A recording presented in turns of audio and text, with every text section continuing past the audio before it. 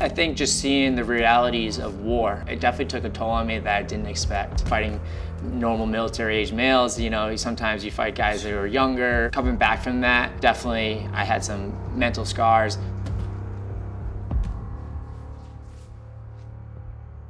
Hi, my name is Connor. I'm a U.S. Air Force combat controller. I served from 2013 to 2019. I had another one of my friends who I went through training with who died from an IED. He was on a special forces team. His MRAP drew over a bomb and he lost his life, as well as a couple of his teammates.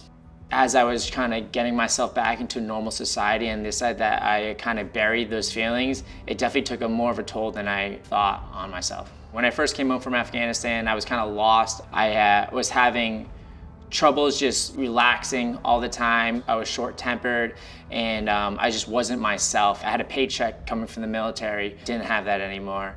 I had no direction of just how to get back into normal civilian society. I felt like that I was making people around me who I loved and I cared about feel uncomfortable.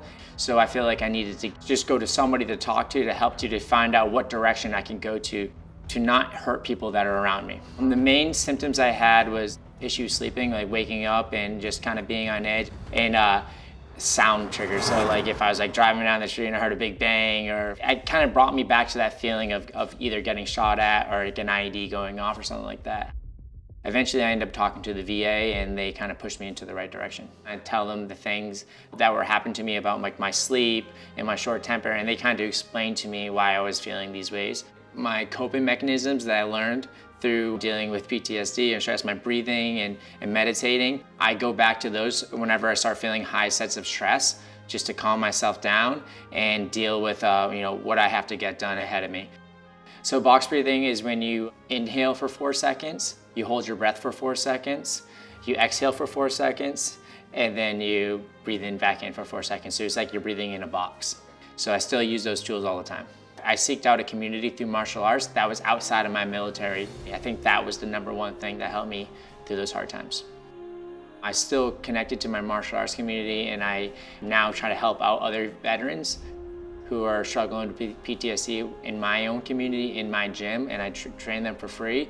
I feel like martial arts was a huge help to me as a tool to use that I can always rely on and go back to. Anything I can do to get outside, whether it's walking my dog, going surfing, going snowboarding, any kind of physical activity for me helps me for my mental health. I feel like physical activity is always like the main thing. Sometimes veterans, we get into this mindset of hiding our feelings and our emotions or whatever we're dealing with, which is kind of necessary to get our job done. Now my relationships are a lot better. I feel like I've definitely taken a step back, and I feel like I have a lot better control how I express myself to my family and friends. If I was talking to a veteran, I would tell him, get involved into a community. I think communities are the main thing. Positive people around you, you should see some better results.